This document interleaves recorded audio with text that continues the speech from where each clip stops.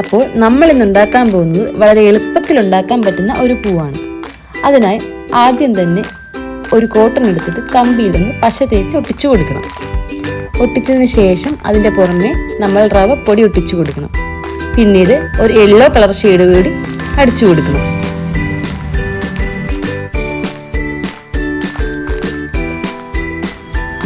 പിന്നെ നമ്മളൊരു white crepe paper എടുത്തിട്ട് ട്രയാങ്കിൾ ഷേപ്പിൽ കട്ട് ചെയ്യണം. ട്രയാങ്കിൾ ഷേപ്പിൽ കട്ട് ചെയ്തിട്ട് അതൊരു സ്ലാഹ വെച്ച് ഒട്ടിച്ചു കൊടുക്കണം. ഒട്ടിച്ചതിന് ശേഷം നമ്മൾ പെറ്റലിൻ്റെ ഷേപ്പിലേക്ക് കട്ട് ചെയ്യണം. പെറ്റലിൻ്റെ ഷേപ്പ് കട്ട് ചെയ്തതിന് ശേഷം അതിൻ്റെ സൈഡ്സ് ഒക്കെ ഒന്ന് അറേഞ്ച് ചെയ്ത് കൊടുക്കണം.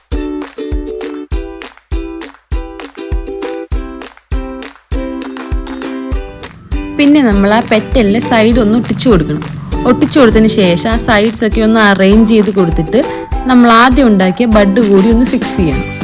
ഫിക്സ് ചെയ്തതിന് ശേഷം നമ്മൾ പിന്നെ സ്റ്റെമ്മിന് ഗ്രീൻ ടേപ്പ് കൂടി ചെയ്യുന്നു. പിന്നെ നമ്മൾ ആ ലീവ്സ് കൂടി ഒന്ന് അറേഞ്ച് ചെയ്ത് കൊടുത്താൽ നമ്മുടെ പൂ റെഡിയായി.